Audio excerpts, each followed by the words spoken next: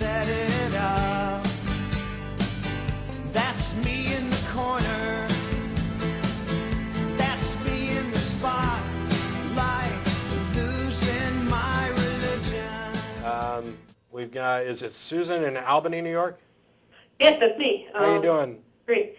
Good. I just wanted to comment on what I think is one of the most repugnant things about the whole idea of Jesus' sacrifice. And it seems to be an idea that's involved in what that caller was saying about how God can judge us because he has the ability to judge us. It seems to me there's this notion that because I created you, therefore I get to do whatever you want, and that my right to own you is more important than your right to live. Yeah. Yeah. And so since God supposedly created all of us, it's right that he should be able to do whatever he wants. Yeah.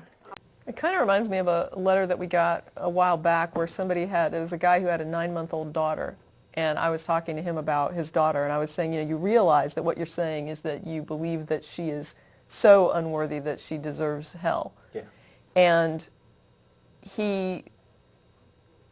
we argued a little bit until he finally acknowledged that yes, that's what he had to believe, that she is deserving of hell, and that's why he wants to raise her Christian so that she can avoid hell, because otherwise that's what God says she deserves, and that him as a Christian has to believe that. Yeah. And I'm like, and I explained to him when I wrote back, I just said, if I had a 9-month-old, I don't care if it's born without limbs. When I look at that child, I'm going to say that child is perfect. And if you can look at your baby and say, this baby is so flawed that it deserves nothing less than eternal torture, I can only hope that when she gets older, she doesn't internalize your contempt for her. Yeah.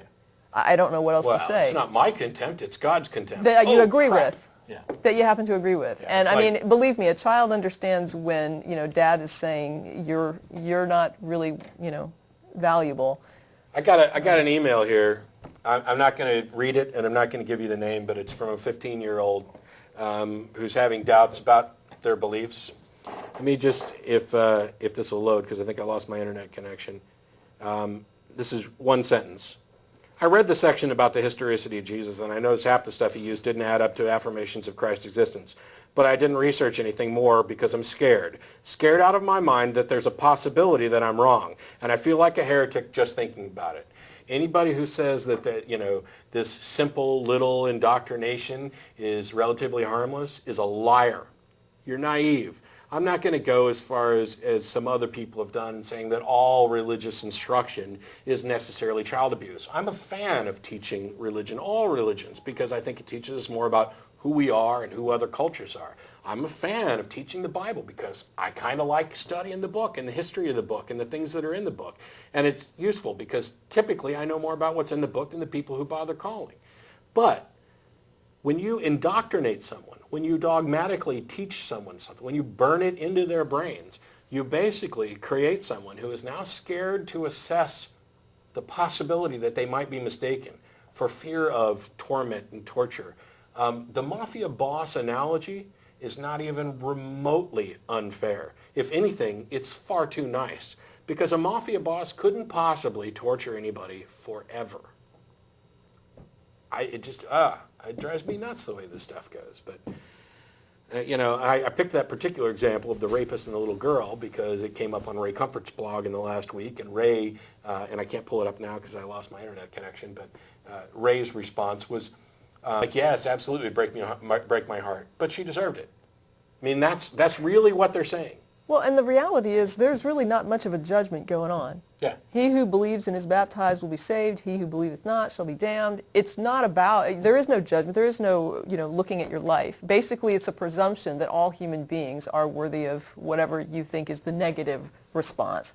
And to a certain degree, I would say that I don't want to say having flaws, because I see that as kind of a weird thing. I don't know that I have in my head a model of a perfect person. Yeah. I don't know what that would look like. But it probably wouldn't include chasing people around with whips, out of a temple. But what I do think to a certain degree is that struggling with learning and with sometimes making the wrong decision and trying to do the right thing, I see that almost as being part of being human. And it's a a part of being human that I should think would be valuable, not something that should be spit on and treated like it's wrong. And to tell people that, you know, as they're working things out in their life, and as they sometimes might do something that later they think, oh, there was a better way to handle this, or, you know, maybe I did a really wrong thing and I resulted in, I hit a car and I killed 3 people. I mean, sometimes we do things that we're going to carry with us for the rest of our lives. But to be telling people that there is this overblown, like, extra cosmic penalty for things that we deal with in the here and now, I just don't see the point to tormenting a person like this. And I'm just going to say that's a minor that you were reading that letter from. It's a minor. It's a minor who's scared out of his mind that what he's been told is true, and he doesn't know how he can force it. You know, he's got to keep believing it. He has to believe it. And there's so many people who have been, you know, adherents who talk about that fear of, you know, I just didn't know what to think, and I just prayed and prayed and prayed, and I was so scared because I didn't want to make a mistake. And it's just drilled into them, the threat of the magnitude of the wrong choice, which would be not believing, is so drilled into the heads of these children that they're not, it's almost like they won't stop until they have some excuse to believe. And I think that's the whole point. And in one of the most offensive moves ever, when somebody expresses that fear, or you know, one of the responses is that, well, you know, that's God, you know, trying to show you that this is wrong. This fear, this supposed conscience thing, it's reprehensible. Well, just investigating it, doubting it is just, you know. That's what it's a heretic just thinking about it.